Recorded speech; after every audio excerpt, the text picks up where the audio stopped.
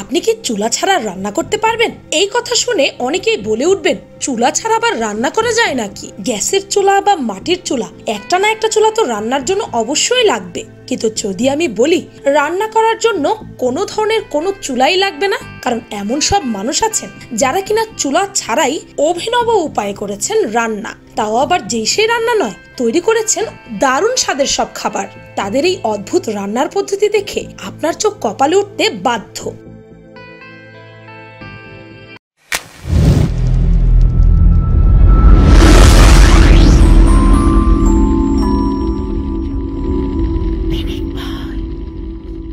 Number 1, cooking with লাভা। Barbecue কে না পছন্দ করে? এখন তো বেশিরভাগ অকেশনেই বারবিকিউ পার্টি অবশ্যই থাকে, কিন্তু যখন বারবিকিউর কথা আসে তখন এর সাথে আসে কয়লা আর গ্রিল, কারণ এই খাবারটি কয়লার মধ্যেই তৈরি করা হয়। তবে এখন তো লাভায়ও বারবিকিউ তৈরি করা হয়। কি চমকে গেলেন? সেরোকো ইউনিভার্সিটির এক স্টুডেন্ট তার এক লাভা প্রজেক্টে তৈরি করেছিল এই আর্টিফিশিয়াল লাভা। এই লাভার টেম্পারেচার ছিল 2000 ডিগ্রি ফারেনহাইট। তার সেদিনে সেই বারবিকিউটি ছিল পৃথিবীর সবচেয়ে হটেস্ট বারবিকিউ, আর তার স্বাদও ছিল দারুণ। এরপর সে আরেকটি এক্সপেরিমেন্ট করে, যেখানে সরাসরি লাভার মধ্যে মাংসের টুকরো ছেড়ে দেন। সেটির স্বাদও ছিল অসাধারণ। নাম্বার 2, বালির মধ্যে কফি তৈরি। কফি সব পরিবারেই বানানো হয়, সাধারণত একে চুলায় বানানো হয়, কিন্তু তুর্কিতে পাওয়া যায় অদ্ভুত উপায়ে বানানো কফি। এরা প্রথমে কফির সকল উপকরণকে একটি কপার গ্লাসে ঢালেন, তারপর সেটাকে উত্তপ্ত বালিতে রেখে গরম করা হয়। সেই গরম বালিতে কপার গ্লাসটি রেখেই বানানো হয় কফি। যখন এই কফি বানানো হয়ে যায় তখন সেটাকে সেই কাপ থেকে নর্মাল কাপে রেখে পরিবেশন করা হয়। আর এই টার্কিশ কফি বেশ জনপ্রিয়। নাম্বার 3, পাথরের মধ্যে রান্না। ভারতীয় রান্নার ক্ষেত্রে এক বিশেষ মাত্রা যোগ করেছে স্টোন কারি বা পাথরের তরকারি। খাবারটি এসেছে ভারতের গুজরাট রাজ্যের কাথি সম্প্রদায়ের লোকজনদের কাছ থেকে। গুজরাটের স্থানীয়ভাবে এই তরকারিটির নাম চাবলানি কারি। এই তরকারি রান্না করা হয় পাথর, মাখন, দুধ এবং বেসন দিয়ে। কিন্তু প্রশ্ন হচ্ছে, পাথর কেন? পূর্বপুরুষদের মধ্যে যারা যোদ্ধা ছিলেন তারা নিয়মিতই খেতেন এই খাবার। এই রান্নার জন্য সাদা বা কালো রঙের ছোট ছোট পাথর কুড়িয়ে আনতেন তার। এই রান্না করতে খুব বেশি মশলা ব্যবহার করা হয় না। এটা একটা সহজ ধরনের রান্না, যেটা করতে মাত্র 5 মিনিট সময় লাগে। ভারতীয় পুষ্টিবিদ হেতালভাং বলেন, পাথর গরম হলে তা থেকে ক্যালসিয়াম পাওয়া সহজ হয়, আর ক্যালসিয়াম শরীরের হাড় মজবুত করা এবং সামগ্রিক বৃদ্ধির জন্য খুবই উপকারী। Number 4, cooking in metal. আপনারা রান্নার আর যে পদ্ধতিগুলো দেখুন না কেন, মনে হয় না কেউ আজ পর্যন্ত এই পদ্ধতি দেখেছেন।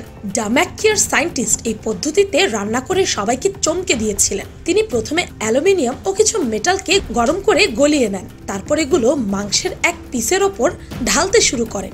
দেখতে দেখতে ওই মাংসটি এমন ভাবে রান্না হয়ে যায় যে কেউ খেয়ে ভাববে এটিকে কয়লার মধ্যে ভালোভাবে স্টিম করা হয়েছে। নাম্বার 5, মাটি দিয়ে মাছ রান্না। গ্রীষ্মকালে খাল বিলের পানি প্রায় শুকিয়ে যায়। সেই সময় অনেক মাছ কাদামাটিতে গিয়ে আশ্রয় নেয়। তখনই থাইল্যান্ডের কিছু জেলেরা মাছ ধরতে যায়। তারা কাদামাটি থেকে বের করার পর সেই মাছ না ধুয়েই আগুন জ্বালিয়ে সেই আগুনে মাছগুলো দিয়ে দেয়, সাথে ওপরে কিছু খড় গাছপালাও দেয়। আর এইভাবে মাছ পোড়ানোর পর তারা মাছ একটি পাতায় পরিবেশন করে খেয়ে ফেলে। Number 6, solar cooker. Solar power সম্পর্কে তো সবাই জানেন, কিন্তু আপনি কি কখনো সোলার কুকার দেখেছেন? এখন আপনারা যে কুকারটি দেখছেন এটি আসলে একটি সোলার কুকার। এটি তৈরি করেছে নিউজিল্যান্ডের একটি সায়েন্টিস্ট। সোলার কুকার এমন একটি ডিভাইস যা কাজ করে সৌরশক্তি দ্বারা খাবার গরম এবং রান্না করার জন্য। সৌর কুকার মূলত 3টি মূলনীতি ধরে রাখে, যেমন শোষণ এবং ঘনত্বের ওপর কাজ করে। একটি সোলার কুকারে একটি আয়না থাকে যা সূর্যের অতিবেগুনি রশ্মিকে অনুমতি দেয় এবং এটিকে আইআর আলোক রশ্মিতে রূপান্তরিত করে। আইআর রশ্মি খাবারগুলোতে উপস্থিত প্রোটিন এবং জলের অণুগুলোকে জোর করে ঝাঁকিয়ে খাবার গরম করার ক্ষমতা রাখে। সোলার কুকার সূর্য থেকে ইউভি রেজ ব্যবহার করে রান্না করতে সহায়তা করে। নাম্বার 7, ড্রাই আইস দিয়ে রান্না। ড্রাই আইস কার্বন ডাই অক্সাইডের সলিড ফর্ম। এটিকে কুলিং এর জন্য সাধারণত ব্যবহার করা হয়। আর এই ড্রাই আইস ব্যবহার করে মাত্র 30 সেকেন্ডেই বানানো যায় আপনার পছন্দের আইসক্রিম। প্রথমে আইসক্রিম বানানোর জন্য সকল ইনগ্রেডিয়েন্টসকে একসাথে মিশিয়ে তার মধ্যে দিয়ে দেওয়া হয় ড্রাই আইস। ব্যাস, মাত্র 30 সেকেন্ডেই তৈরি হয়ে যায় সুস্বাদু আইসক্রিম। Number 8, dashboard cooking. মাঝে মাঝে তো এমন গরম পড়ে যে বাইরে গাড়ির ভেতরেও বসে থাকা যায় না। তাই টেক্সাসে গরমের সময় প্রায় 120 ডিগ্রি ফারেনহাইট পর্যন্ত তাপমাত্রা উঠে যায়। তখন সেখানকার মানুষ এই তাপমাত্রাকে অদ্ভুতভাবে কাজে লাগায়। সেটা হচ্ছে গাড়ির ওপর মেটাল প্লেট রেখে তার মধ্যে বিস্কিট বেক করা। দেখুন উনি কিভাবে বিস্কিটগুলো বেক করে ফেললেন। Number 9, tarmac chicken. 2019 সালে ব্রিটিশ কিছু রোড কনস্ট্রাক্টররা অদ্ভুত এক পদ্ধতিতে মুরগি রান্না করেন। তারা গরম পিচ ঢালাইয়ের ওপর মুরগি রান্না করেছিলেন, যার তাপমাত্রা ছিল 374 ডিগ্রি ফারেনহাইট। রাস্তার মধ্যে গরম পিচ ঢালাই দেখে এর মধ্যে দিয়ে দেয় মুরগির কাটা মাংস। ব্যাস, হয়ে গেল সুস্বাদু মুরগি রান্না। নাম্বার 10, ব্লোটর্স দিয়ে রান্না। এখন এত অদ্ভুত সব রান্নার পদ্ধতি বের হয়ে গেছে যা দেখে যে কেউই অবাক হবে। তেমনই একটি রান্নার পদ্ধতি হচ্ছে ব্লোটর্স দিয়ে রান্না। এই পদ্ধতিতে রান্না করার জন্য ব্যবহার করা হয় ব্রেঞ্জমেটিক TS4000। সেই মাংসটিকে ব্লোটর্চের সাহায্যে রান্না করা হবে। প্রথমে সেটিকে জিপলক করে ফ্রিজে 3 থেকে 4 ঘন্টার জন্য রেখে দেওয়া হয় যাতে এটি পুরোপুরি জমে যায়। মাংসটিকে যদি সারা রাত ফ্রিজে রাখা হয় তবে আরো ভালো, এতে রান্না আরো বেশি মজাদার হয়। এরপর মাংসটিকে মেটালের প্লেটে রেখে ব্লোটর্চের সাহায্যে রান্না করা হয়। এতে ততক্ষণ হিট দেওয়া হয় যতক্ষণ না এর রং বাদামি হয়ে যায়। Number 11, fish sauce. মাছের চাটনি। কথাটা শুনলেই কেমন জানি অদ্ভুত একটা লাগে, কিন্তু ভিয়েতনামের মানুষের এটি বেশ প্রিয় একটি খাবার। প্রায় সবকিছুর সাথেই তারা এই মাছের সস খেয়ে থাকেন।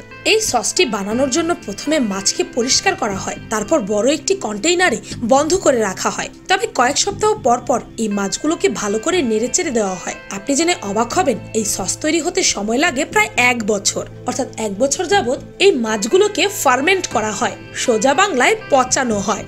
এই সময়টায় মাছগুলোকে ঝড় বৃষ্টি পোকার হাত থেকে বাঁচিয়ে রাখা হয়। যখন এই সসটি তৈরি হয়ে যায় তখন এর রং লালচে বাদামি রঙের হয়ে থাকে। Number 12, sandwich. ইস্ত্রি দিয়ে স্যান্ডউইচ তৈরি। এই পদ্ধতিতে অনেকেই রান্না করে থাকে, বিশেষ করে হোস্টেলের ছেলে মেয়েরা। তাই তো অনেকের কাছে এটি খুব পরিচিত একটি রান্নার পদ্ধতি। আপনার কাছে যদি থাকে আয়রন মেশিন আর যদি চুলা না থাকে তবে আপনিও এমনটা করতে পারেন। আয়রন গরম করে ব্রেডের উপর চালিয়ে দিতে পারেন, ব্যাস হয়ে যাবে আপনার গরম গরম স্যান্ডউইচ। Number 13, chicken. মুরগির মাংস খায় না এমন মানুষ খুব কমই আছেন, কিন্তু এখন আপনারা যে পদ্ধতিতে মুরগি রান্না দেখবেন এটি কেউ আগে কখনো দেখেনি। থাইল্যান্ডে পুরো মুরগিকে মশলা দিয়ে মাখিয়ে একটি স্টিকে লাগিয়ে মাটিতে গেড়ে দেওয়া হয়। তারপর এর উপর দেওয়া হয় একটি স্টিলের বক্স। এরপর বক্সটির উপর দেওয়া হয় কিছু খড়, ঘাস, লতাপাতা। এরপর সেখানে আগুন ধরিয়ে দেওয়া হয়। এটি বানাতে অনেক সময় লাগে, তাই কিছুক্ষণ পর পর এর উপর খড় যোগ করা হয়। বেশ খানিকক্ষণ অপেক্ষার পর এই খাবারটি রেডি হয়। নাম্বার 14, কাগজের ব্যাগে রান্না। ক্যাম্পিং এ গেলে মানুষ নানা জিনিস এক্সপেরিমেন্ট করে, তার মধ্যে একটি হচ্ছে কাগজের ব্যাগে রান্না করা। শুনে হয়তো অবাক লাগছে, কিন্তু কাগজের ব্যাগেও রান্না করা সম্ভব। এর জন্য আপনার লাগবে শক্ত মোটা কাগজ। এরপর এর মধ্যে মাংস কেটে রাখতে হবে আর তার উপর দিয়ে দিতে পারেন ডিম ভেঙে। এরপর এই কাগজটি আটকিয়ে কোনো লাঠির মধ্যে ঢুকিয়ে রাখতে হবে কয়লার উপরে। ব্যাস হয়ে যাবে রান্না। তবে হ্যাঁ, এই রান্না হতে সময় লাগবে প্রচুর। হেই, হোয়াটস আপ এভরিওয়ান। পিনিক পাই সাইকোলজির নতুন ভিডিওটি আপলোড হয়ে গেছে। সেই ভিডিওটির টপিক হচ্ছে ভালোবাসা মানুষের ব্রেইন এবং শরীরকে কিভাবে পরিবর্তন করে দেয়। সেই ভিডিওটি দেখে আসতে ভুলবেন না যেন। মানুষ টিকে থাকার জন্য যে কোনো পরিস্থিতিতে নিজেকে খাপ খাইয়ে নিতে পারে। এখন আমরা যেভাবে রান্না করছি, আগেরকার দিনের মানুষ সেভাবে রান্না করতো না। এমনকি ভবিষ্যতেও হয়তো মানুষ এমন ভাবে রান্না করবে না। এক এক দেশে যেমন এক এক প্রথা প্রচলিত, তেমন এক এক দেশের রান্নার পদ্ধতিও এক এক রকম। আসলে মানুষ সেটাই করে যেটা তার প্রয়োজন। Necessity is the mother of invention. তাই তো এমন অদ্ভুত সব রান্নার পদ্ধতি আবিষ্কার হয়েছে।